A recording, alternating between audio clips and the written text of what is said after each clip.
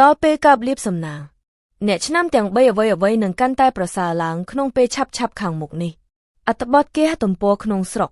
អ្វីកាន់តែប្រសើរឡើងជាបណ្ដាសម្រាប់អ្នកកើតក្នុងឆ្នាំទាំង3ខាងក្រោមនេះគ្រាន់តែរងចាំពេលវេលាត្រឹមត្រូវនឹងផ្លាស់ប្ដូរសំណាងរបស់អ្នកផ្លាស់ប្ដូរជីវិតរបស់អ្នករឹតតែល្អឡើងទ្វេដង1ឆ្នាំរមែ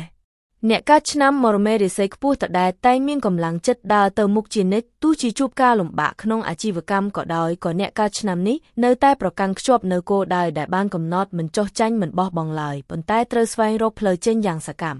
ទោះបីទទួលបានការជួយជ្រោមជ្រែងពីមិត្តភ័ក្តិនិងញាតិមិត្តច្រើនក៏ដោយក៏អ្នកកើតឆ្នាំមរមេមិនពឹងលើគេឡើយ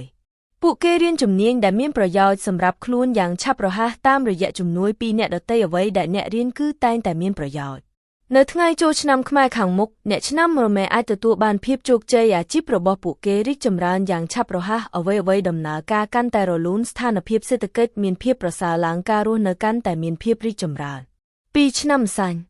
អ្នកកើតឆ្នាំម្សាញ់រាសីល្អជាពិសេសអ្នកឆ្នាំនេះក៏ជាមនុស្សសកម្មនិងឧស្សាហ៍ព្យាយាមផងដែរប្រាជ្ញាស្មារតីនៃការខិតខំប្រឹងប្រែងឥតឈប់ឈរអាចសម្រេចបាននូវសមិទ្ធផលថ្មីក្នុងគ្រប់ការលំបាកទាំងអស់បើទោះជាក្នុងពេលកន្លងមកអាជីពរបស់អ្នកមិនសូវល្អប្រសើរក៏ដោយប៉ុន្តែដល់ថ្ងៃចូលឆ្នាំប្រពៃណីខ្មែរខាងមុខការខិតខំរបស់អ្នកនឹងទទួលបានរង្វាន់ជាទីគាប់ចិត្តល្បឿននៃការអភិវឌ្ឍកើនឡើងដល់កម្រិតថ្មីមួយដោយមានជំនួយពីពួកអភិជនដូច្នេះហើយជីវិតរបស់អ្នកគឺពោរពេញដោយក្តីសង្ឃឹមជោគវាសនានិងមានជីវិតពេញមួយឆ្នាំ2024 3ឆ្នាំរមេ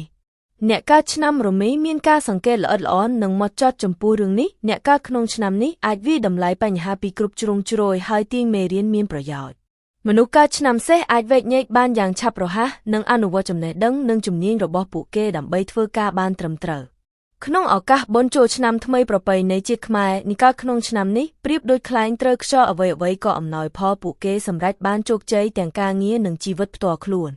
អ្នកកើតឆ្នាំសេះអាចពង្រីកឥទ្ធិពលរបស់ពួកគេបានយ៉ាងពេញលេញដោយបង្ហាញពីសមត្ថភាពដ៏អស្ចារ្យមួយដើម្បីអនុញ្ញាតឲ្យមនុស្សមើលឃើញផ្នែកដ៏ល្អបំផុតរបស់ពួកគេអ្នកក៏អាចកំណត់ឱកាសបានយ៉ាងត្រឹមត្រូវផងដែរដូច្នេះអាជីវកម្មកាន់តែងាយស្រួលនិងទទួលបានប្រាក់ចំណេញច្រើនអ្វីគ្រប់យ៉ាងរបស់អ្នកកើតឆ្នាំនេះដំណើរការទៅដោយរលូនមានជីវិតរីករាយអនាគតអាចសម្រេចដោយការរំពឹងទុក